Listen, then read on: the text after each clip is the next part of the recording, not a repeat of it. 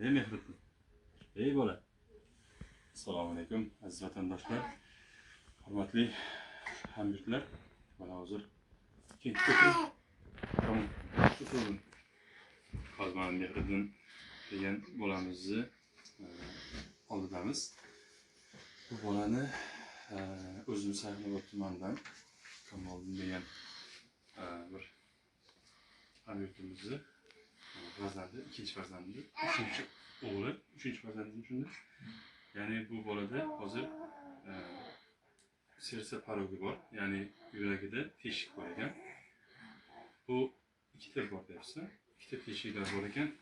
Ham bu teshigi o'sha katta ekan. Doktorlar zudlik bilan operatsiya qilish kerak, bo'lmasa kattarib ketadi. Kattarib ketgandan keyin o'pkaga o'tib ketsa qiyinlashadi deyishyapti ekan. 10 kun ichida iloji boricha operatsiya qilish kerak ekan. Shuning uchun aziz vatandoshlar, mana shu guruhda va shu kanalni ochdik. Mana shu Mehriddinga imkon qadar Alloh qadar qilguncha yordam beraylik. 7 oylik go'dak. Shu orasida go'dakda hech bir ayb yo'q.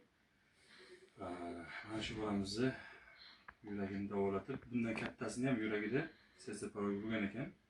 Unga ham qancha 50 millionlab ketdi. Unisini ham davolatishgan ekan.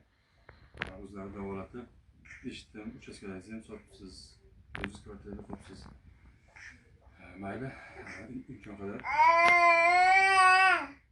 bu bolamizga ham hozir taxminan 50 million, ikkita teshikka 50 millionlab pul ketadi. Mana shu 50 millionlar ketadigan pulni katta tezlik bilan imkon qadar yig'ishimiz kerak ekan. Alloh xolasa hech narsa emas, bir kunda ham hal bo'lishi mumkin.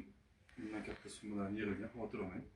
Xolasa xalqimiz bilan birgalikda buni katta tezlik bilan xolasa hal qilamiz. Alloh rozi bo'lsin hammalaringizdan. Mana shu bolamizga imkon qadar yordam beraylik. Rahmat.